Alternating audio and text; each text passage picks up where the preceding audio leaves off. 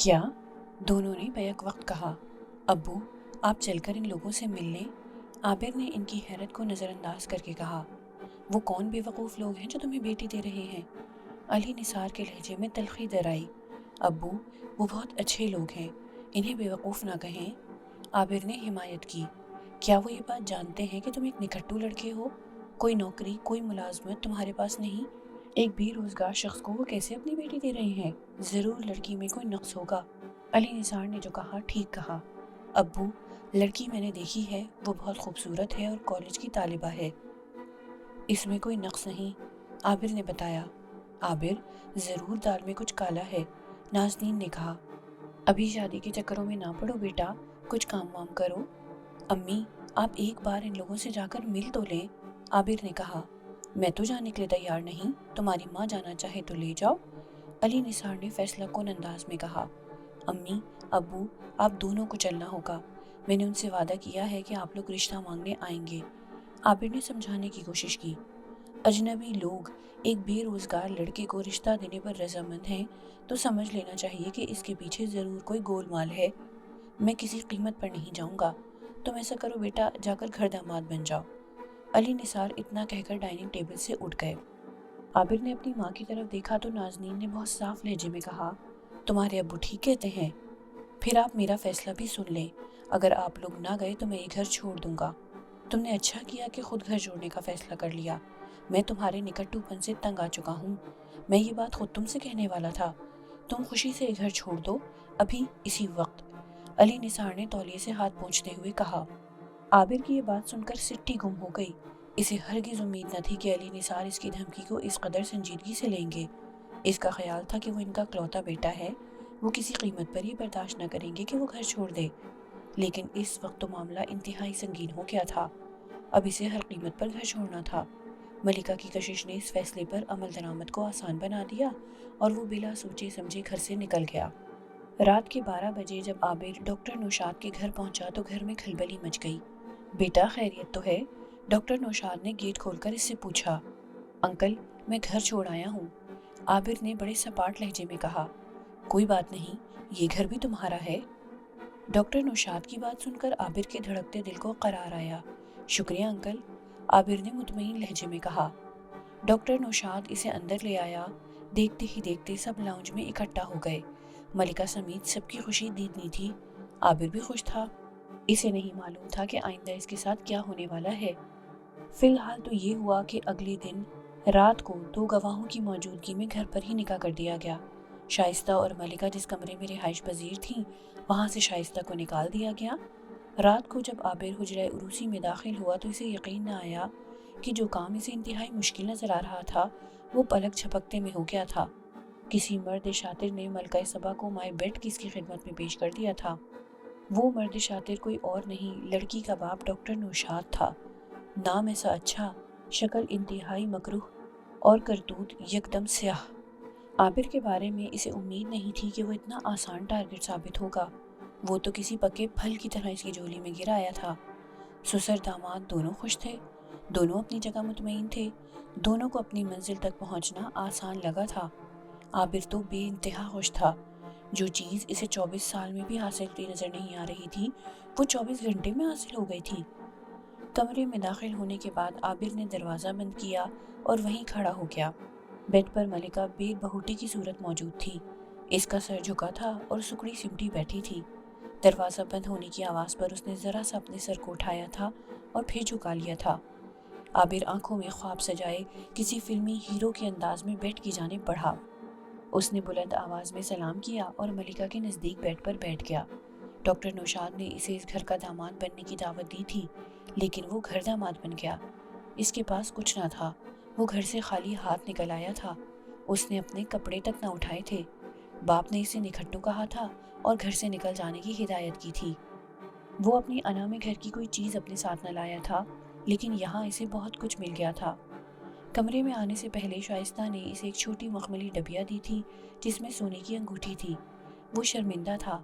जो काम उसे करने चाहिए थे वो ससुराल के लोग कर रहे थे। उसने एक नज़र सर झुकाए मलिका को देखा और फिर दोनों हाथों से बहुत धीरे से घूंघट उलट दिया। घूंघट उलटते ही रोशन कमरा मज़ीद रोशन हो गया। یکدم بجلی سی چمکی جو کہ اس کی آنکھوں کو خیرہ کر گئی۔ ملکہ تو پہلے ہی ملکہ تھی، اس وقت تو وہ پریوں جیسی لگ رہی تھی۔ میری ملکہ، غلام حاضر ہے، عابر کے منہ سے بے اختیار نکلا۔ ملکہ نے اپنی لمبی اور بھاری پلکیں اٹھائیں، مسکراتی آنکھوں سے اسے دیکھا، پھر دھیرے سے لب کھولے۔ غلام نہیں، آقا کہیے۔ کتنا خوش نصیب ہوں میں، عابر نے جیب سے ڈبیا نکالتے ہوئے کہا۔ اتنا کہ یقین نہیں آتا۔ کیوں یقین نہیں آتا؟ میں روز روشن کی طرح آیا ہوں، ملکہ بولی۔ بے شک تم دن کی طرح روشن ہو۔ عابر نے ڈبیا سے انگوٹھی نکالی۔ لیکن میں کسی رات سے کم نہیں، اور رات بھی سیاہ۔ کیوں کوستے ہیں اپنے آپ کو؟ ملکہ نے اداس لہجے میں کہا، پھر یکدم مسکرا کر بولی، لائیے انگوٹھی پہنائیے۔ عابر نے اس کے اٹھے ہاتھ کو پکڑ کر انگوٹھی اس کی حسین انگلی میں پہنا دی۔ ملکہ نے انگوٹھی کو دوسرے ہاتھ کی انگلی سے گھماتے ہوئے کہا، پیاری ہے، شکریہ سر۔ عابر کو یہ انداز اس کا بڑا پیارا لگا۔ اسے بے اختیار ملکہ پر پیار آ گیا۔ قطرہ دریا سے ملا اور دریا سمندر ہو گیا۔ کوئی بندہ رہا نہ کوئی بندہ نواز۔ عابر پر جلد ہی اس گھر کے لیل و نہار کھلنے لگے۔ ڈاکٹر نوشاد ہر دوسرے تیسرے دن دورے پر ہوتا، کبھی اسلام آباد، کبھی لاہور تو کبھی ملتان۔ وہ اکیلا نہ جاتا، اس کے ساتھ کوئی بیٹی ہوتی۔ اگر وہ اندرون ملک نہ جاتا تو رات کو کسی تقریب میں چلا جاتا، کوئی موسیقی کا پروگرام ہوتا، مشاعرہ ہوتا یا کسی تھیٹر کا ڈرامہ، اس تقریب میں بھی کوئی بیٹی ساتھ ہوتی۔ کسی نجی تقریب میں چاندنی کے ساتھ ملکہ اور عابر کو بھی لے لیا جاتا۔ پھر ایک دن شائستہ نے اسے اپنے ساتھ مارکیٹ چلنے کو کہا، وہ ساتھ چلا گیا۔ جب وہ شاپنگ کر کے رات کو گھر واپس آیا تو ملکہ کو گھر سے غائب پایا۔ اس نے شائستہ سے ملکہ کے بارے میں پوچھا، یہ ملکہ کہاں ہے؟ عابر بھائی، مجھے نہیں معلوم، میں تو آپ کے ساتھ تھی۔ شائستہ نے بڑی معصومیت سے جواب دیا، فاخرہ سے پوچھ لیں، اسے معلوم ہوگا۔ فاخرہ سے پوچھا تو وہ لاپرواہی سے بولی، عابر بھائی کسی سہیلی کے یہاں گئی ہوگی۔ فاخرہ، رات کے 11 بج رہے ہیں، آخر وہ کس سہیلی کے یہاں گئی ہے؟ مجھ سے تو اس نے ذکر کیا نہیں، اسے فون کرو۔ عابر نے سنجیدگی سے کہا، جی کرتی ہوں۔ یہ کہہ کر وہ اپنے کمرے میں چلی گئی۔ تھوڑی دیر میں کھانا لگ گیا۔ ڈائننگ ٹیبل پر گھر کے سارے افراد موجود تھے، نہیں تھے تو ملکہ اور ڈاکٹر نوشاد۔ اور مزے کی بات یہ تھی کہ کسی کو فکر بھی نہ تھی، جبکہ عابر تڑپ رہا تھا۔ اسے یہ پتہ نہیں چل رہا تھا کہ آخر ملکہ گئی تو کہاں گئی۔ تب اس نے چاندنی سے بات کی۔ عابر نے پوچھا، آنٹی، کیا آپ کو معلوم ہے کہ ملکہ کہاں ہے؟ ہاں، کیوں نہیں؟ ارے، کیا تمہیں کسی نے نہیں بتایا؟ چاندنی نے اپنے سامنے بیٹھی بیٹیوں کی طرف گھور کر کہا۔ کوئی لڑکی کچھ نہ بولی، پراسرار خاموشی چھائی رہی۔ عابر بیٹا، وہ لاہور گئی ہے، چاندنی نے بڑے اطمینان سے کہا، جیسے وہ پڑوس میں گئی ہو۔ آنٹی، لاہور؟ عابر کو کرنٹ سا لگا۔ وہ کھانا کھاتے کھاتے رک گیا۔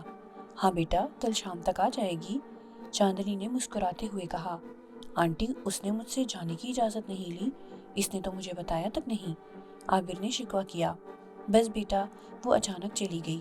اس کے ابو ایک ضروری کام سے لاہور جا رہے تھے تو وہ ان کے پیچھے لگ گئی کہ میں بھی چلوں گی، میں اپنی ایک سہیلی سے ملاؤں گی۔ پہلے وہ لوگ یہیں ہمارے پڑوس میں رہتے تھے، میں نے منع بھی کیا کہ عابر سے پوچھ کر جانا، تو وہ بولی، ارے وہ کچھ نہیں کہیں گے، وہ بہت اچھے ہیں، اور پھر کوئی 2-4 مہینے کو تھوڑا ہی جا رہی ہوں، کل واپس آ جاؤں گی۔ ادھر اس کے ابو نے اپنی لاڈلی کی ہاں میں ہاں ملائی، یوں وہ کھڑے کھڑے چلی گئی۔ چاندنی نے اپنی طرف سے اس معاملے پر لیپا پوتی کرنے کی کوشش کی، لیکن عابر کے ذہن میں گرہ پڑ گئی۔ اگر وہ گھر پر نہیں تھا تو کیا ہوا؟ وہ اس سے موبائل پر تو بات کر سکتی تھی، لیکن اس نے اسے اس قابل بھی نہیں سمجھا تھا۔ کیا اس لیے کہ وہ گھر داماد تھا؟ ڈاکٹر نوشاد کے بارے میں یہ بات جلد اس کے علم میں آ گئی کہ اس کے بااثر اور اہم لوگوں سے تعلقات تھے، وہ بآسانی سے نوکری دلوا سکتا تھا۔ عابر نہیں چاہتا تھا کہ زیادہ عرصہ اپنی سسرال پر بوجھ بنے۔ اگرچہ کسی نے اس سے اس موضوع پر بات نہ کی تھی، لیکن وہ خود اس معاملے میں حساس تھا۔ ایک دن موقع پا کر اس نے ڈاکٹر نوشاد سے کہا، انکل، آپ کے لوگوں سے وسیع پیمانے پر تعلقات ہیں، میں B.Com ہوں، مجھے کہیں نوکری دلوا دیجیے۔ ارے بیٹا، یہ کہہ کر تو آپ نے ہمیں شرمندہ کر دیا، آپ اس گھر کے داماد ہیں، ہم آپ سے نوکری کروائیں گے؟ یہ بات آپ کے ذہن میں کیوں آئی؟ کیا آپ کو کسی نے کچھ کہا ہے؟ کیا آپ جب اپنے گھر تھے تو نوکری کرتے تھے؟ ڈاکٹر نوشاد نے بڑی شفقت بھرے لہجے میں کہا، بیٹا، اسے آپ اپنا گھر سمجھیں۔ گھر سمجھ کر ہی رہ رہا ہوں، لیکن انکل، مجھے کچھ کام تو کرنا پڑے گا، اس طرح میں کب تک گھر میں پڑا رہوں گا؟ عابر نے کہا، تم گھر میں پڑے نہیں، آرام سے رہ رہے ہو، رہتے رہو، اگر نوکری کی ضرورت پڑے تو ملکہ کرے گی، تم قطعاً پریشان مت ہو۔ ڈاکٹر نوشاد نے ہنستے ہوئے کہا، گھر کے کام کم ہے کیا؟ تم گھر سنبھالو۔ ملکہ نے تو خیر ابھی نوکری نہ کی تھی، لیکن عابر کے ہاتھ میں گھر ضرور دے دیا گیا تھا۔ اب کسی لڑکی کو کہیں جانا ہوتا، عابر ساتھ جاتا۔ گھر کا سودا سلف، یوٹیلیٹی بلز سب اس کی ذمہ داری تھے۔ کسی کو ڈاکٹر کے پاس جانا ہے، کسی نے بیوٹی پارلر جانا ہے، کسی کو سہیلی کے گھر چھوڑنا ہے اور دوسرے دن اسے لے کر آنا ہے۔ گھر میں آئے دن کوئی تقریب ہوتی، کسی نہ کسی کی سالگرہ منائی جا رہی ہوتی۔ اس میں لڑکیوں کی سہیلیاں ہوتی، ان سہیلیوں کے بھائی ہوتے، چاندنی اور ڈاکٹر نوشاد کے کچھ دوست احباب ہوتے۔ اس تقریب کا سارا انتظام عابر کو کرنا ہوتا۔ اس گھر کا ماحول بڑا دوستانہ تھا، کھلی فضا تھی، کوئی روک ٹوک نہ تھی، کوئی کسی کو شک و شبہ کی نظر سے نہ دیکھتا تھا۔ عابر نوجوان تھا، اسے اس گھر کی فضا راس آ گئی تھی۔ تقریب میں شریک ہونے والی لڑکیاں اس کے گرد گھیرا ڈال لیتی تھیں۔ ملکہ کبھی اعتراض نہ کرتی تھی، وہ ہنستی مسکراتی اس کے پاس سے گزر جاتی۔ پہلی بار ایسا ہوا تھا کہ وہ اسے بتائے بغیر لاہور چلی گئی تھی۔ اگرچہ وہ اپنے باپ کے ساتھ گئی تھی، کوئی قابل اعتراض بات نہ تھی، لیکن جانے کیوں اسے اپنی کم مائگی کا احساس ہونے لگا تھا۔ وہ رات کو کروٹیں بدلتے بدلتے ماضی حال کا جائزہ لے رہا تھا۔ اچانک اسے خیال آیا کہ وہ موبائل پر ملکہ سے بات کرے، اس سے شکوے کرے۔ تکیے کے نیچے سے اس نے اپنا موبائل نکالا اور ملکہ کا نمبر ملایا۔ چند لمحوں بعد اسے سوئچ آف ہونے کی اطلاع دی جانے لگی۔ صبح اٹھ کر بھی اس نے کئی بار موبائل ملایا، لیکن ہر بار اس کا سوئچ آف ملا۔ اسے حیرت تھی کہ خود ملکہ نے بھی اسے کال کرنے کی ضرورت محسوس نہ کی تھی۔ اس بات کا بھی اسے دکھ تھا۔ وہ ملکہ سے شدید محبت کرتا تھا، اس کے لیے اس نے اپنا گھر چھوڑا تھا۔ پھر شائستہ اور فاخرہ اسے اپنے ساتھ لے گئیں۔ ایک کو پارلر جانا تھا، دوسری کو ٹیلر کے پاس جانا تھا۔ دونوں کے کام سے فارغ ہو کر وہ شام کو گھر پہنچا۔ اس وقت تک ملکہ لاہور سے واپس آ چکی تھی۔ وہ کمرے میں موجود تھی اور سو رہی تھی۔ چاندنی نے ان دونوں کے آتے ہی عابر کے تاثرات سے آگاہ کر دیا تھا۔ ملکہ نے خاموش نگاہوں سے باپ کی طرف دیکھا۔ ڈاکٹر نوشاد نے اس کی پریشانی محسوس کرتے ہوئے کہا، تم بے فکر ہو جاؤ، میں عابر کو سنبھال لوں گا، جاؤ تم جا کر سو جاؤ۔ اور پھر ایسا ہی ہوا۔ عابر شائستہ اور فاخرہ کے ساتھ گھر میں داخل ہوا تو اس نے عابر کو کمرے میں جانے سے پہلے ہی روک لیا۔ وہ اس کا ہاتھ پکڑ کر اپنے کمرے میں لے آیا۔ کمرے میں اس وقت کوئی نہ تھا، چاندنی لاؤنج میں بیٹھی ہوئی تھی۔ بیٹا عابر، مجھ سے غلطی ہو گئی، میں ملکہ کو تمہاری اجازت کے بغیر لاہور لے گیا۔ سنا ہے تم ناراض ہو، بھئی اس میں ملکہ کا کوئی قصور نہیں، ساری غلطی میری ہے، مجھے معاف کر دو۔ ڈاکٹر نوشاد نے یہ کہتے ہوئے اس کے سامنے ہاتھ جوڑ لیے۔ عابر فوراً پگھل گیا۔ اس نے تیزی سے آگے بڑھ کر ڈاکٹر نوشاد کے ہاتھ پکڑ لیے۔ یہ آپ کیا کہہ رہی ہیں انکل؟ مجھے اس طرح شرمندہ نہ کریں۔ ملکہ اپنے باپ کے ساتھ گئی تھی، کسی غیر کے ساتھ نہیں۔ یہ ڈاکٹر نوشاد کا نیا روپ تھا۔ وہ گدھے کو تو باپ بنانا جانتا ہی تھا، اسے گھر داماد کو دادا بنانا بھی آتا تھا۔ اس نے عابر کے سامنے ہاتھ جوڑ کر کیا معافی مانگی، عابر کو اپنا بے دام غلام بنا لیا۔ عابر اب اس کے آگے دم ہلاتا پھرتا تھا، ڈاکٹر نوشاد کا کتا، گھر کا نہ گھاٹ کا۔ ایک دن ڈاکٹر نوشاد صبح ہی صبح اس کے کمرے میں آ گیا۔ وہ اس کے کمرے میں کم آتا تھا، اسے عابر سے کوئی بات کرنا ہوتی تو وہ زیادہ تر ڈرائنگ روم میں کرتا تھا۔ دستک دینے پر ملکہ نے دروازہ کھولا۔ باپ کو سامنے پا کر وہ ایک طرف ہٹ گئی۔ ڈاکٹر نوشاد نے کمرے میں داخل ہوتے ہوئے کہا، عابر صاحب سو رہے ہیں؟ نہیں ابو، جاگ رہے ہیں، ابھی اٹھے ہیں، ملکہ نے بتایا۔ ڈاکٹر نوشاد کو اپنے کمرے میں داخل ہوتے دیکھ کر عابر بیڈ پر اٹھ کر بیٹھ گیا۔ بیٹا، مجھے آپ سے ایک بات کرنا تھی۔ جی انکل فرمائیے۔ عابر مستعد ہو گیا۔ ملکہ کو ایک بہت اچھا چانس مل رہا ہے، آپ کی اجازت کی ضرورت ہے۔ کیسا چانس انکل؟ عابر نے پوچھا۔ میں سمجھا نہیں۔ ایک بڑی فرم کے مالک کو لیڈی سیکرٹری کی ضرورت ہے، تنخواہ بہت اچھی ہے۔ میں نے سوچا کہ کسی اور کو ملازمت دلوانے سے بہتر نہیں کہ ہم اپنی ملکہ کو ہی نوکری دلوا دیں، کام کوئی خاص نہیں۔ ڈاکٹر نوشاد نے بتایا۔ انکل آپ ملکہ سے پوچھ لیں، یہ ابھی پڑھ رہی ہے، عابر نے کہا۔ ملکہ سے میں نے پوچھ لیا ہے۔ ڈاکٹر نوشاد سامنے کھڑی ملکہ کی طرف دیکھتے ہوئے بولا، اچھی ملازمت ہے، ایسا چانس مشکل سے ہی ملتا ہے۔ پڑھائی کا کیا ہے، پرائیویٹ امتحان دے لے گی؟ کیوں ملکہ؟ جی ابو ٹھیک ہے، ملکہ نے حسب عادت مختصر جواب دیا اور کمرے سے چلی گئی۔ اب عابر کے پاس انکار کی کوئی وجہ موجود نہ تھی، لہٰذا اس نے نہ چاہتے ہوئے بھی اجازت دے دی۔ دوسرے دن ملکہ کو گاڑی لینے آ گئی۔ یہ فرم کے سربراہ کی گاڑی تھی۔ باوردی شوفر نے ملکہ کو ریٹا کے کمرے تک پہنچایا اور سر جھکا کر باہر نکل گیا۔ ریٹا ایک 40 سالہ باوقار عورت تھی۔ وہ اس فرم میں کافی عرصے سے تھی۔ وہ اپنے باس دلشاد یونس کی رگ رگ سے واقف تھی۔ وہ مینیجنگ ڈائریکٹر کے عہدے پر فائز تھی۔ اس نے کمرے میں داخل ہوتی ہوئی اس حسین قیامت کو گہری نظر سے دیکھا اور معنی خیز انداز میں مسکرا دی۔ میرا نام ملکہ ہے، ملکہ نوشاد۔ میں ڈاکٹر نوشاد کی بیٹی ہوں۔ ملکہ نے اپنا تعارف کرایا۔ آپ تشریف رکھیے، ریٹا نے مسکراتے ہوئے نرم لہجے میں کہا۔ آپ کس سلسلے میں آئی ہیں؟ ملازمت کے لیے، لیڈی سیکرٹری کی حیثیت سے، ملکہ نے نپا تلا جواب دیا۔ اچھا بیٹھیے، میں چیف سے بات کرتی ہوں۔ یہ کہہ کر ریٹا اٹھ کھڑی ہوئی۔ اس نے اپنے ساتھ 2-3 فائلیں بھی لے لیں اور کھٹ کھٹ کرتی باہر جانے کی بجائے ایک اندرونی دروازے کی طرف بڑھ گئی۔ اس نے دروازے پر ہلکی سی دستک دی اور اندر چلی گئی۔ دلشاد یونس ٹیلی فون پر کسی سے گفتگو میں مصروف تھا۔ اس نے ریٹا کو دیکھ کر ہاتھ کے اشارے سے بیٹھنے کو کہا اور اپنی گفتگو جاری رکھی۔ ریٹا اپنے باس کو بغور دیکھتی رہی۔ وہ چھوٹے قد، گول چہرے اور سانولے رنگ کا ایک شاطر شخص تھا۔ عمر 50-55 سے زائد نہ تھی۔ سینے اور ہاتھ پر کالے گھنے بال تھے۔ آنکھیں چھوٹی، مگر ان میں کوئی چیز ایسی تھی جو سامنے والے کو متاثر کرتی تھی۔ دلشاد یونس نے اچانک اپنی گفتگو کا اختتام کیا اور کرسی گھما کر ریٹا کی طرف دیکھا اور انتہائی سنجیدگی سے پوچھا، وہ آ گئی ہے کیا؟ جی، وہ آ گئی ہیں، ملکہ حسن۔ ریٹا کی آنکھوں میں چمک آ گئی تھی۔ ویری گڈ، اچھا کہا، اس کا مطلب ہے تمہیں ہمارا انتخاب پسند آیا۔ دلشاد یونس نے اسے ترچھی نظروں سے دیکھا۔ جی، اس مرتبہ آپ نے خاصا اونچا ہاتھ مارا ہے۔ کہاں ملی ہے سونامی آپ کو؟ ریٹا نے بڑے پرسکون انداز میں کہا۔ ایک تقریب میں، وہاں ڈاکٹر نوشاد موجود تھا۔ تم ڈاکٹر نوشاد کو تو جانتی ہو نا؟ دلشاد نے پوچھا۔ جی، بہت اچھی طرح۔ ریٹا کی پیشانی پر بل پڑ گئے۔ یہ لڑکی جب مجھے نظر آئی تو میں نے ڈاکٹر نوشاد سے اسے اپنی سیکرٹری بنانے کی بات کی۔ وہ بولا، سر کوئی مسئلہ نہیں، یہ اپنی بیٹی ہے۔ اس طرح سے معاملہ مزید آسان ہو گیا تھا۔ ڈاکٹر نوشاد کو تو جانتے ہو نا؟ وہ ہنسا۔ جی، بہت اچھی طرح۔ ریٹا نے اس بار دلشاد کو معنی خیز انداز میں دیکھا۔ وہ بتا رہا تھا کہ اس کی عنقریب شادی ہونے والی ہے؟ دلشاد یونس نے کہا۔ شادی تو رکوائی جا سکتی ہے، ریٹا نے سوال کے انداز میں جواب دیا۔ ہاں کیوں نہیں؟ دلشاد یونس نے کہا۔ ریٹا، اس کا اپوائنٹمنٹ لیٹر ٹائپ کرا دو اور اسے اندر بھیج دو۔ جی بہت اچھا۔ ریٹا فائلیں اس کے سامنے چھوڑ کر اٹھ گئی۔ ملکہ کو اسی دن بھاری معاوضے پر تقرر نامہ مل گیا۔ اسے دلشاد یونس کی گاڑی روز لینے آنے لگی اور وہ دفتر جانے لگی۔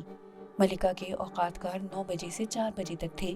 دفتر میں کچھ کام نہ تھا، بس بیٹھنا ہی تھا۔ ایک طرح سے ملکہ ریٹا کے ماتحت کام کر رہی تھی۔ وہ اسے 2-4 فائلیں لے کر اندر بھیج دیتی اور پھر یہ بھول جاتی کہ ملکہ کہاں ہے۔ لیکن عابر نہیں بھول پا رہا تھا۔ جب سے ملکہ نے نوکری کی تھی، ملکہ کے انداز بدل گئے تھے۔ وہ ایک ماڈل بن گئی تھی۔ جدید انداز کے کپڑے، قیمتی پرفیوم، بہترین میک اپ، زلفوں میں پڑتے پیچو خم۔ وہ آئے دن پارلر میں بیٹھی رہتی۔ گھر میں بھی ہوتی تو آئینے کے روبرو ہوتی۔ قریب ہوتے ہوئے بھی وہ اس سے دور ہو گئی تھی۔ ایک شام جب وہ دفتر سے لوٹی تو کمرے میں عابر موجود تھا۔ وہ بیڈ پر بیٹھا یادیں ماضی میں گم تھا۔ ملکہ کمرے میں داخل ہوئی۔ اس نے بڑے رسمی انداز میں عابر کی طرف دیکھے بنا ہیلو کہا اور ڈریسنگ ٹیبل کے سامنے کھڑی ہو گئی۔ اس نے ایک نظر آئینے پر ڈالی، پھر اپنے بیگ سے ایک مخملی ڈبہ نکالا، اسے کھول کر جائزہ لیا، پھر اس میں موجود ہیرے سے مزین لاکٹ کو نکالا اور آئینے میں دیکھتے ہوئے اپنی حسین گردن میں پہن لیا۔ اس کی گردن سج گئی۔ ابھی وہ گردن میں پڑے لاکٹ کو محویت سے دیکھ رہی تھی کہ عابر اس کے پیچھے آ کھڑا ہوا۔ ملکہ نے اسے دیکھنے کے باوجود نہ دیکھا۔ تب عابر نے اس کے کندھے پر ہاتھ رکھا اور شکوہ بھرے انداز میں پوچھا، کہاں ہو تم؟ تمہارے سامنے، ملکہ نے حسب معمول مختصر جواب دیا۔ آج کل تو میرے سامنے ہوتے ہوئے بھی سامنے نہیں ہوتی، پھر کہاں ہوتی ہوں؟ ملکہ نے اسے ترچھی نظروں سے دیکھا۔ میں نہیں جانتا، عابر کے لہجے میں دکھ سمٹ آیا تھا۔ شادی کر کے پچھتا تو نہیں رہے؟ ملکہ نے پوچھا۔ پچھتا تو نہیں رہا، البتہ پریشان ضرور ہوں۔ یاد ہے ایک دن جب آپ نے مجھ پر مر مٹنے کی بات کی تھی تو میں نے کیا کہا تھا؟ کیا کہا تھا؟ اسے یاد تو آ گیا تھا لیکن وہ اس کی زبان سے سننا چاہتا تھا۔ میں نے کہا تھا کہ مجھے جانے بغیر مر مٹے، یاد آیا؟ ملکہ نے گلے سے لاکٹ نکال کر ڈبے میں رکھا۔ ہاں یاد آیا۔ اس نے گہرا سانس لیا۔ جواب میں آپ نے کہا تھا، اب کیا جاننا، जैसी भी हो मेरी हो, याद आया? वो मखमली डब्बा अलमारी में रखकर वापस पलटी। हाँ, याद आया, आबिर ने इकरार किया। तो फिर अब परेशानी कैसी? मैं जैसी भी हूँ आपकी हूँ। मलिका किसी खुशबू की तरह इस पर छाते हुए बोली। चंद लम्हों के लिए आबिर अपना आप भूल गया। जब खुशबू का झोंका पास से गुजर गया तो वो हवासों में आया। इसने मलिका को वॉशरूम की तरफ बढ़ते हुए देखा। पता नहीं मलिका, मुझे जाने क्यों ऐसा लगता है कि सब कुछ बदल रहा है। कुछ नहीं बदला आबिर, आप परेशान ना हो। ये नौकरी मैं आपके लिए कर रही हूँ, जिस तरह चाहें ऐश करें। मलिका ने वॉशरूम जाते जाते पलट कर कहा और फिर वॉशरूम में जाकर दरवाज़ा खटाक से बंद कर लिया। आबिर को उसकी ये बात अजीब सी लगी। इस पर यकदम मुनकशिफ हुआ कि वो क्या से क्या हो गया था। अपना घर छोड़कर घर दामाद बना और अब वो बीवी की कमाई खाने वाला बन गया था। अगर वो खुद नहीं बना तो बना दिया गया था। इसकी मोहब्बत अपनी जगह थी, वो नहीं बदला था, लेकिन मलिका वो नहीं रही थी। इनके दरमियान कोई आ गया था। जब मलिका वॉशरूम से कपड़े तब्दील करके फ्रेश होकर बाहर निकली तो आबिर ने सवाल किया, ये लॉकेट तुम्हें किसने दिया? क्या आप नहीं जानते? मलिका ने बेनियाजी से पूछा। जानता तो पूछता क्यों? आबिर बोला। मेरे बॉस ने। मलिका ने इसे बौर देखते हुए कहा। तुम इसकी पर्सनल सेक्रेटरी हो या पर्सनल हो गई हो? आबिर के लहजे में तलखी दराई थी। मुझे नहीं मालूम कि क्या बन गई हूँ।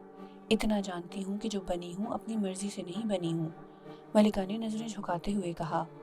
आबिर को इस वक्त बड़ी मजबूर सी दिखाई दी, मासूम सी। यकदम इसे इस पर प्यार आ गया। इसने इसे करीब करते हुए पुरउम्मीद लहजे में कहा, परेशान मत हो, सब ठीक हो जाएगा। आबिर को कतई अंदाज़ा नहीं था कि इस घर में हो क्या रहा था। डॉक्टर नौशाद क्या खेल खेल रहा था। पूरा घर इसके इशारे पर नाचता था और आबिर को खुद मालूम न था कि वो किसके हाथों कठपुतली बना हुआ है। एक दिन आबिर मलिका के ऑफिस के नज़दीक से गुजर रहा था तो यकदम ख्याल आया कि क्यों ना मलिका का ऑफिस देखता चले। चाहता तो वो इसे फ़ोन करके अपनी आमद की इत्तला दे सकता था, लेकिन इसने खामोशी से जाना मुनासिब समझा। मलिका को सरप्राइज़ देना चाहता था। इसने ऑफिस में दाखिल होकर इस्तकबालिया पर बैठी लड़की से मलिका के बारे में पूछा। इस लड़की ने दफ्तर के आखिर में इशारा करते हुए बताया कि वो इस कमरे में रीटा के साथ बैठती हैं। आबिर ने दरवाजे पर पहुंचकर हल्की सी दस्तक दी और हैंडल दबाकर दरवाज़ा खोल दिया। कमरे में कोई न था, मलिका थी न रीटा। कमरे में अलबत्ता दो मेज़ें ज़रूर नजर आ रही थीं। छोटी मेज़ खाली थी, इस पर कुछ न था, जबकि बड़ी मेज़ पर फाइलों के साथ एक कंप्यूटर भी मौजूद था। इन मेज़ों के सामने एक और दरवाज़ा था। आबिर सोच में पड़ गया कि क्या करे। सोचा वापस जाए और इस्तकबालिया पर बैठी लड़की को बताए कि कमरे में कोई नहीं है। फिर एक लम्हे को ख्याल आया कि सामने बंद दरवाजे के अंदर क्यों ना झांक ले, हो सकता है वो दोनों अंदर हों। ये सोचकर वो पूरे इत्मीनान से दरवाजे की तरफ बढ़ा।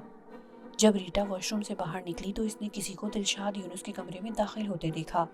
ये देखकर कि अंदर जाने वाला कोई मर्द है, इसके हवास शल हो गए। वो जानती थी कि दफ्तर का कोई आदमी इसकी इजाज़त के बगैर अंदर नहीं जा सकता था। फिर ये कौन अंदर गया? उसे ये बात भी मालूम थी कि दिलशाद यूनुस के पास इस वक्त कौन है। ये क्या गज़ब हो गया था। वो तेज़ी से दरवाजे की तरफ लपकी। इतनी देर में दरवाज़ा खड़क करके बंद हो गया था। आबिर ने अंदर दाखिल होकर जो मंजर देखा वो किसी क़यामत से कम न था। कव्वे की यखनी पीने के बाद माई पंखी पर खुमार छा जाता था। चेहरे पर सुर्खी आ जाती थी, झुर्रियाँ मिटने लगतीं। कव्वे को बग्गा के हवाले करने के बाद उसने दरवाज़ा बंद करके पत्थर लगाया और चारपाई की तरफ बढ़ी। अंजू कमरे में जा चुकी थी। इसने कमरे के दरवाजे की तरफ देखा, देखती रही और कुछ सोचती रही। नशा बढ़ने लगा तो वो चारपाई पर लेट गई। इसने अपने गले में पड़े चांदी के तावीज़ को छुआ, कुछ बुड़बड़ाई और तावीज़ को छोड़कर एक हाथ आंखों पर रख लिया। कुछ ही देर में इस पर गहरी नींद तारी हो गई। जब इसका नशा टूटा तो शाम गहरी हो रही थी। नीम के खुश्क पत्तियों से चारपाई और इसका जिस्म ढका हुआ था। वो एक झटके से उठ बैठी। इसे यूं लगा जैसे दरवाजे पर कोई है। वो उठी, दरवाजे की तरफ बढ़ी तो बाहर से आवाज़ आई, रानी जी दरवाज़ा खोलो। माई पंखी ने पत्थर हटाकर दरवाज़ा खोला तो सामने चक्रम को खड़ा पाया। वो इसे देखते ही आग बगूला हो गई। इसके मुंह से गुस्से भरी आवाज़ निकली, तू? चक्रम की आग पर पट्टी बंधी थी, आग पर रखी हुई रुई खून आलूद थी और वो सख्त कर्ब में मुब्तला था। माई पंखी की आवाज़ सुनकर महज अंदाजे से वो इसके कदमों में झुका और इसके पैर पकड़कर बैठ गया। रानी जी मुझे माफ़ कर दो, ऐसी जलील हरकत, तूने आखिर क्या सोच कर अंजू को अगवा किया? माई पंखी बोली। جو کیا اس کی سزا پائی۔ چکرم نے پاؤں پکڑے پکڑے کہا۔ اب پھر یہاں کیوں آیا ہے؟ مائی پنکھی نے پوچھا۔ آنکھ سے خون جاری ہے اور شدید تکلیف میں مبتلا ہوں۔ تو پھر اسپتال جا، میرے پاس کیا لینے آیا ہے؟ مائی پنکھی نے ایک جھٹکے سے اس سے اپنے پاؤں چھڑا لیے۔ اسپتال سے ہی پٹی کروا کے آ رہا ہوں، چکرم نے بتایا۔ رانی جی مجھے معاف کر دو، میں اب کبھی ایسی حرکت نہیں کروں گا۔ آئندہ تو اس طرح کا کام نہیں کرے گا؟ مائی پنکھی نے عہد لیا۔ میں کبھی ایسا نہیں کروں گا۔ اس نے فوراً عہد کیا۔ رانی جی مجھے اس تکلیف سے نجات دلوا دیں۔ آنکھ سے پٹی ہٹا، مائی پنکھی نے حکم دیا۔ چکرم اٹھ کر کھڑا ہو گیا۔ اس نے بہت احتیاط سے آنکھ سے پٹی ہٹائی۔ مائی پنکھی نے اس کی اکلوتی آنکھ پر نظر ڈالتے ہوئے کہا، شکر ادا کر کہ تیری آنکھ زخمی ہوئی ہے، ضائع نہیں ہوئی۔ ابھی تو مجھے کچھ نظر نہیں آ رہا، چکرم نے بے بسی سے کہا۔ تو ایسا کر کہ الو کی آنکھ کا سرما لگا لے، یہ خون فوراً رک جائے گا اور تیری بینائی بھی بحال ہو جائے گی۔ مائی پنکھی کو جانے کیوں اس پر رحم آ گیا۔ ویسے کام اس نے ایسا کیا تھا کہ مائی پنکھی کو شدید غصہ تھا۔ اگر اس کی انجو کو کوئی نقصان پہنچ جاتا تو وہ کہیں کیا نہ رہتی۔ انجو اس کے لیے بہت اہم تھی، اس کا قیمتی سرمایہ تھی۔ اس نے انجو کو بہت مشکلوں سے پایا تھا۔ ایک طرح سے انجو میں اس کی جان تھی اور یہ منحوس اس کی جان لے اڑا تھا۔ چکرم اس کی بات سن کر بے حد ممنون ہوا۔ وہ اندازے سے اس کے قدموں میں بیٹھ گیا۔ رانی جی آپ بہت عظیم ہیں۔ اچھا چل اب فوراً دفع ہو جا۔ پتہ نہیں میں نے تجھے کیوں معاف کر دیا۔ بس اب بھاگ یہاں سے، کہیں ایسا نہ ہو کہ میں اپنا فیصلہ بدل دوں۔ ابھی مائی پنکھی یہ کہہ ہی رہی تھی کہ اچانک کہیں سے انجو نمودار ہوئی۔ وہ اپنے اگلے دونوں پاؤں جھکا کر جست لگانے ہی والی تھی کہ مائی پنکھی زور سے چیخی، نہیں انجو۔ اس وقت تک وہ زقند بھر چکی تھی، اب خود کو روکنا اس کے اختیار میں نہ رہا تھا۔ البتہ اتنا ضرور ہوا کہ کالے منہ کی سفید بلی نے اس کارروائی سے خود کو روک لیا جو وہ کرنے والی تھی۔ اس کا نشانہ چکرم کی خون بہاتی آنکھ تھی۔ وہ اس آنکھ کو باہر نکال دینا چاہتی تھی۔ یہ کام وہ چکرم کے گھر پر ہی انجام دے دینا چاہتی تھی، لیکن مائی پنکھی کے حکم نے اسے ایسا نہ کرنے دیا۔ اور اب بھی مائی پنکھی کی تنبیہ آڑے آ گئی۔ انتقام کی حسرت اس کے دل میں رہ گئی تھی۔ انجو چکرم کے سر پر گری تھی۔ اگر وہ بجلی ہوتی تو چکرم جل کر راکھ ہو جاتا، لیکن وہ بجلی نہ تھی، بلی تھی، لہٰذا کھسیا کر اس کے بال نوچ کر رہ گئی۔ پھر اس نے اس کے سر سے چھلانگ لگائی اور دوڑتی ہوئی کمرے میں چلی گئی۔ حرام کی اولاد، تیری قسمت اچھی تھی کہ تو بچ گیا، مائی پنکھی غصے بھری آواز میں بولی۔ اس سے پہلے کہ وہ پلٹ کر آئے تو یہاں سے دفع ہو جا۔ چکرم خوفزدہ ہو کر فوراً کھڑا ہو گیا اور ہاتھ پھیلا کر دروازہ ڈھونڈتا ہوا باہر نکل گیا۔ اس کے جانے کے بعد مائی پنکھی نے گھر کا دروازہ بند کیا، کیواڑ کے پیچھے پتھر رکھا اور صحن میں پڑی ہوئی چارپائی پر آ کر بیٹھ گئی اور زور سے آواز لگائی، انجو۔ اندر کمرے میں فرش پر لیٹی ہوئی انجو نے مائی پنکھی کی آواز سنی، لیکن وہ ٹس سے مس نہ ہوئی۔ مائی پنکھی کی ایک آواز پر جب انجو باہر نہ آئی تو اس کا ماتھا ٹھنکا۔ اس نے پھر آواز لگائی، انجو باہر آ۔ انجو نے اس کی آواز سنی لیکن وہ طرح دے گئی۔ اس نے اپنے اگلے پاؤں پسارے اور آنکھیں موند لی۔ مائی پنکھی نے کچھ دیر اس کے آنے کا انتظار کیا۔ جب وہ باہر نہ آئی تو اسے یہ اندازہ کرنے میں دیر نہ لگی تھی کہ انجو روٹھ گئی ہے۔ مائی پنکھی ایک جھٹکے سے چارپائی سے اٹھی اور تیز قدموں سے کمرے میں چلی گئی۔ اس کمرے میں ایک بیڈ پڑا تھا، ایک لوہے کی الماری تھی، اس کے علاوہ کچھ نہ تھا۔ انجو الماری کے سامنے فرش پر پاؤں پھیلائے لیٹی تھی، اس کی سرخ آنکھیں بند تھیں۔ انجو تجھے کیا ہوا؟ مائی پنکھی انجو کے پاس زمین پر بیٹھ گئی۔ انجو نے اس کی بات سنی لیکن وہ ہلی تک نہ، اور نہ ہی اس نے آنکھیں کھولی۔ مائی پنکھی نے اسے بڑے پیار اور احتیاط سے زمین سے اٹھایا اور بیڈ پر لٹا دیا اور اپنے گلے میں پڑے تعویذ کو گلے سے نکالا اور کچھ پڑھتے ہوئے اس کے جسم پر پھیرا اور پھر پیٹھ موڑ کر کھڑی ہو گئی۔ کچھ دیر کے بعد مائی پنکھی کے کانوں میں رونے سے سکنے کی آواز آئی۔ اس نے پلٹ کر دیکھا تو انجو کو روتے ہوئے پایا۔ وہ اونٹھی لیٹی ہوئی تکیے میں منہ دیے سسک رہی تھی۔ مائی پنکھی بیڈ پر اس کے ساتھ بیٹھ گئی اور اس کا سر سہلانے لگی۔ اس کے کالے ریشمی بال کھلے ہوئے تھے۔ انجو کیوں روتی ہے؟ اماں کیا تو نہیں جانتی؟ انارا نے روتے روتے پوچھا۔ میں نے تجھے اس کانے کی دوسری آنکھ نہیں پھوڑنے دی، اس لیے روتی ہے؟ مائی پنکھی نے سوال کیا۔ ہاں اماں اسی لیے، انارا نے اقرار کیا۔ کیا تو مجھ سے ناراض ہے؟ مائی پنکھی نے پوچھا۔ ہاں اماں بہت، انارا نے سیدھے ہوتے ہوئے کہا۔ اس کی حسین آنکھیں آنسوؤں سے بھری ہوئی تھیں۔ پھر شکوے بھری آواز میں بولی، اماں اس نے مجھے دھوکے سے اغوا کیا تھا، تیری انجو کو۔ میری انجو؟ مجھے بھی اس پر شدید غصہ ہے، لیکن مسئلہ یہ ہے کہ مجھے اس سے ایک بے حد اہم کام لینا ہے۔ وہ میرے پاس میرے بلاوے پر آیا تھا۔ مجھے اپنا کام نکال لینے دے، پھر میں اسے تیرے حوالے کر دوں گی، جو جی چاہے کرنا۔ مائی پنکھی نے اسے تسلی دیتے ہوئے کہا۔ آخر ایسا کیا کام ہے کہ تو اس کی محتاج ہے؟ انارا اٹھ کر بیٹھ گئی۔ میں اس کانے کی محتاج نہیں، البتہ اتنا ضرور ہے کہ میرا کام وہی کر سکتا ہے۔ اب میں تو ماری ماری قبرستان میں نہیں پھر سکتی۔ مائی پنکھی نے اسے سمجھانے کی کوشش کی۔ اماں، قبرستان سے کیا لانا ہے؟ انارا نے پوچھا۔ وہ وہاں سے میری مرضی کی انسانی ہڈیاں لائے گا، میں اس پر کالے شبد پڑھوں گی، اس کے بعد وہ کانا ان ہڈیوں کو پسوا کر لائے گا، مجھے ان کا برادہ چاہیے۔ مائی پنکھی نے راز کھولا۔ اماں، تو ہڈیوں کے سرمے کا کیا کرے گی؟ انارا نے سوال کیا۔ اس راز سے فی الحال میں پردہ نہیں اٹھا سکتی، مائی پنکھی بولی اور اٹھ کر کھڑی ہو گئی۔ اماں بیٹھنا، کہاں جا رہی ہے؟ انارا نے کہا۔ بے شک تو راز سے پردہ نہ اٹھا، میں اپنے ٹھکانے پر جا رہی ہوں، یہاں کمرے میں میرا دم گھٹتا ہے۔ مائی پنکھی کمرے کے دروازے کی طرف بڑھتے ہوئے بولی، آجا، تو بھی باہر آجا۔ اچھا اماں، انارا بیڈ سے اٹھتے ہوئے بولی۔ وہ مائی پنکھی کے پیچھے باہر صحن میں آئی۔ صحن میں گہرا اندھیرا چھا چکا تھا۔ انارا نے باہر نکلتے ہوئے پوچھا، اماں کیا لائٹ جلا دوں؟ جلا دے، تیری مرضی ہے۔ مائی پنکھی نے فیصلہ اس پر چھوڑا اور بغیر پریشانی کے اندھیرے میں چلتی چارپائی پر بیٹھ گئی۔ انارا نے دیوار پر لگے بٹن کو آن کر دیا، نتیجے میں صحن میں ایک مریل سا بلب روشن ہو گیا۔ بلب کے جلنے کی وجہ سے صحن کی فضا مزید پراسرار ہو گئی۔ انارا حسب معمول زمین پر اس کے قدموں میں بیٹھ گئی۔ انجو، آ اوپر بیٹھ جا، مائی پنکھی نے محبت آمیز لہجے میں کہا۔ نہیں اماں، میں تیرے پیر دباؤں گی، انارا فرمانبرداری سے بولی۔ تو بہت اچھی ہے، مائی پنکھی نے اس کے سر پر ہاتھ پھیرا، بہت پیاری۔ انارا، اماں تیرا بھی کچھ ٹھیک نہیں، کبھی مجھے ابھاگن کہتی ہے، کبھی اچھی اور پیاری کہتی ہے۔ انارا نے مسکراتے ہوئے کہا، آخر میں کون ہوں؟ اچھا، میں تجھے تیرے بارے میں کچھ بتاتی ہوں، تیرے گھر دکھاتی ہوں۔ جا چولہے سے کوئلہ نکال کر لا۔ مائی پنکھی جانے کیوں یکدم مہربان ہو گئی۔ لاتی ہوں اماں۔ انارا اسے مہربان ہوتے دیکھ کر باورچی خانے کی طرف لپکی۔ اس نے باورچی خانے کی لائٹ جلا کر چولہے سے ایک چھوٹا سا کوئلہ اٹھایا اور باہر آ گئی۔ مائی پنکھی کوئلہ ہاتھ میں لے کر اٹھ کھڑی ہوئی۔ اس نے صحن کے درمیان پہنچ کر اس کوئلے سے 4 لکیریں کھینچی۔ اس طرح 6 ضرب 4 کا ایک مستطیل بن گیا۔ اس نے اس مستطیل کو 6 خانوں میں بانٹا اور 7واں خانہ اس نے مستطیل کے باہر نیچے کونے میں بنایا۔ 7 خانے بنانے کے بعد اس نے انارا کی طرف دیکھا اور بولی، انجو، تجھے میں 7 گھر جگاؤں، آخر کو تو بلی ہے نا؟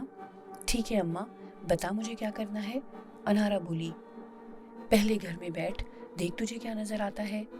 مائی پنکھی نے اسے پہلے خانے میں بیٹھنے کا اشارہ کیا اور خود بھی ان خانوں سے باہر 7ویں خانے کے نزدیک پھسکڑا مار کر بیٹھ گئی۔ انارا تجسس بھرے انداز میں چلتی پہلے خانے میں اکڑوں بیٹھ گئی۔ مائی پنکھی نے آواز نگائی، اری آرام سے بیٹھ۔ انارا اس کے حکم پر اسی انداز میں بیٹھ گئی جیسے مائی پنکھی بیٹھی تھی۔ مائی پنکھی نے اپنے گلے میں پڑا چاندی کے خول میں بند بھاری تعویذ اتارا، اسے بائیں ہاتھ کی ہتھیلی پر رکھ کر سختی سے مٹھی بند کر لی اور آنکھیں موند کر بولی، چل انجو چل۔ انارا کے جسم میں اچانک حرکت ہوئی، وہ کھڑی ہو گئی۔ جب اس نے ایک قدم بڑھایا تو منظر یکسر بدل گیا۔ اب یہاں صحن تھا، نہ نیم کا درخت، سامنے مائی پنکھی تھی، نہ خانے نظر آ رہے تھے، لیکن مائی پنکھی کی آواز آ رہی تھی۔ وہ کہہ رہی تھی، ہاں انجو، کہاں ہے تو؟ انجو نے چاروں طرف نظر دوڑائی اور پھر بولی، میرے چاروں طرف جھونپڑیاں ہیں، میں ایک جھونپڑی کے سامنے کھڑی ہوں، چل جھونپڑی کے اندر چل۔ مائی پنکھی نے اسے حکم دیا۔ میں اندر آ گئی۔ انجو نے بتایا۔ اب کیا دکھائی دے رہا ہے؟ مائی پنکھی نے پوچھا۔ جھونپڑی میں نیچے فرش پر ایک مرد اور عورت لیٹے ہیں، یہ دونوں بے خبر سو رہے ہیں، ساتھ ہی ایک بچی لیٹی ہے، بہت پیاری، بہت سندر۔ انارا کے سامنے جو تھا وہ بیان کیا۔ بچی کتنی بڑی ہے؟ مائی پنکھی نے سوال کیا۔ یہی کوئی 5-6 سال کی ہوگی۔ انارا نے اس لڑکی کے چہرے پر نظریں جمائے کہا، انجو جانتی ہے یہ کون ہے؟ مائی پنکھی نے پوچھا۔ نہیں جانتی۔ انجو، یہ تو ہے، یہ تیرا پہلا گھر ہے، اور یہ جو تیرے سامنے مرد اور عورت لیٹے ہیں یہ تیرے ماں باپ ہیں۔ تیرا باپ دلبر زمیندار قائم شاہ کا خدمتگار ہے، تیری ماں پینو حویلی کی ملازمہ ہے۔ پینو تجھے اپنے ساتھ رکھتی ہے، قائم شاہ کا ایک ہی بیٹا ہے، بڑی منتوں کے بعد جنم لینے والا، اس کا نام کامران ہے اور تیرا نام ریشما ہے۔ مالکن اصغری اچھے دل کی عورت ہے، غریبوں کا خاص خیال رکھنے والی۔ یہی وجہ تھی کہ وہ کامران کو تیرے ساتھ کھیلنے سے منع نہیں کرتی۔ بچپن میں ایک ساتھ کھیلنے کی وجہ سے تجھ میں اس کی دلچسپی بڑھتی گئی۔ سن شعور تک پہنچنے تک وہ تیرا دیوانہ ہو گیا۔ 15-16 سال کی عمر میں تجھ پر جو روپ چڑھا وہ اچھے اچھے مردوں کی پارسائی ٹھکانے لگانے کے لیے کافی تھا۔ کامران کو کالج میں پڑھنے کے لیے شہر بھیج دیا گیا۔ وہ جب بھی گاؤں لوٹتا تجھ سے ملے بنا نہ رہتا۔ اس دوران تیرے باپ دلبر پر ایک بپتا آ پڑی۔ زمیندار قائم شاہ کے سب سے چھوٹے بھائی عزت شاہ کے ہاتھوں ایک نوجوان عورت کا قتل ہوا۔ عزت شاہ اس پر عاشق تھا، وہ اس پر توجہ نہ دیتی تھی۔ وہ عورت کہیں اور متوجہ تھی۔ بس اتنا ہی جرم تھا اس نوجوان عورت نورا کا۔ عزت شاہ نے نورا کے گھر جا کر اپنے بندوں کی مدد سے چارپائی سے باندھا، اسے بے عزت کیا۔ رسوں سے بندھی نورا پر اس نے تیزاب پھینکا، چہرہ ہی نہیں اس کا پورا جسم تیزاب سے جھلسا دیا۔ وہ مر گئی، اور یہ سب کارروائی کرنے کے بعد اپنے بندوں کے ساتھ اپنی حویلی جانے کی بجائے اپنے بڑے بھائی قائم شاہ کی حویلی پہنچ گیا اور اس کے سامنے اقرار جرم کر لیا۔ یہ واردات چھپنے والی نہ تھی، ضروری تھا کہ عزت شاہ کی جگہ کسی اور کی گرفتاری دے دی جائے۔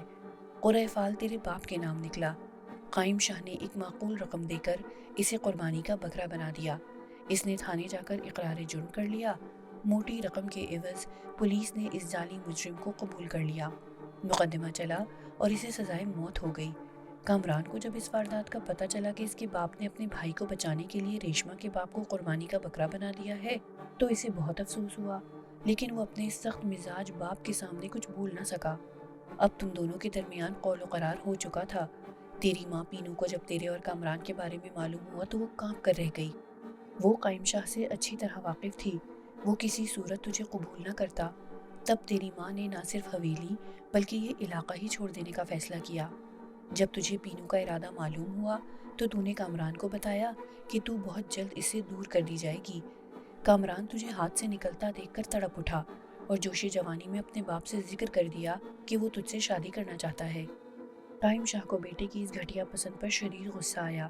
اس کے سامنے اکلوتا اور لاڈلا بیٹا تھا، غصے کی صورت میں وہ جوش جوانی میں کچھ بھی کر سکتا تھا۔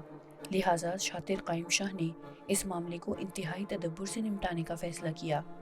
جانتی ہے اس نے اپنے بیٹے سے کیا کہا؟